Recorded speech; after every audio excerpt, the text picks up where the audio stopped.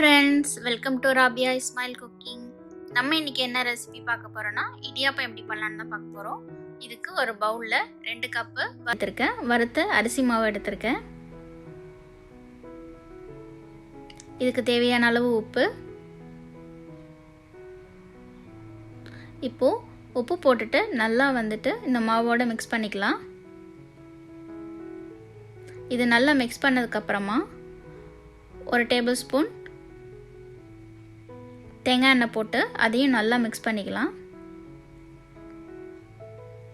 இப்போது இந்த மாவு பிசைகிறதுக்கு நல்லா கொதிக்கிற தண்ணி தான் எடுத்துக்கணும். இப்போ இது நல்லா ஹாட் வாட்டரு, இதை கொஞ்சம் கொஞ்சமாக போட்டு ஒரு கரண்டியால் இது மாதிரி நல்லா மிக்ஸ் பண்ணிக்கோங்க. மாவு நல்லா இந்த தண்ணியில் நல்லா சாஃப்டாக வெந்துடும்.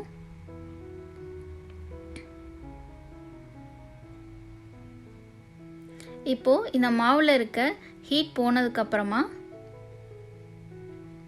கையால் இந்த மாவை நல்லா சாஃப்டாக பிசைஞ்சிக்கோங்க.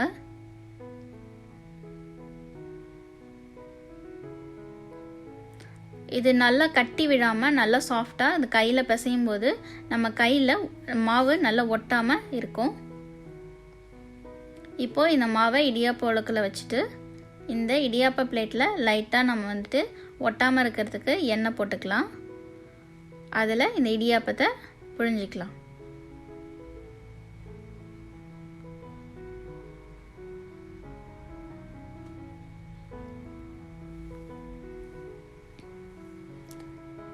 இதே மாதிரியே எல்லா பிளேட்டையும் நான் புழிஞ்சிக்கிறேன்.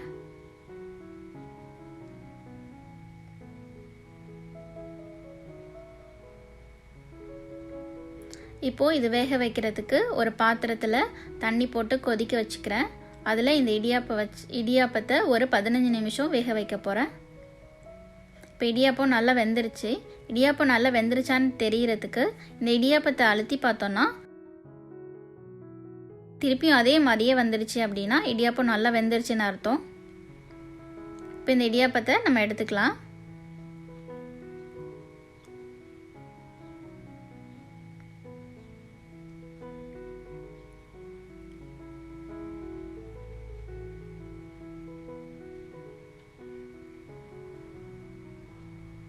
இந்த இடியாப்பத்தை ஒரு பிளேட்டில் இது மாதிரி நம்ம எடுத்துக்கலாம்.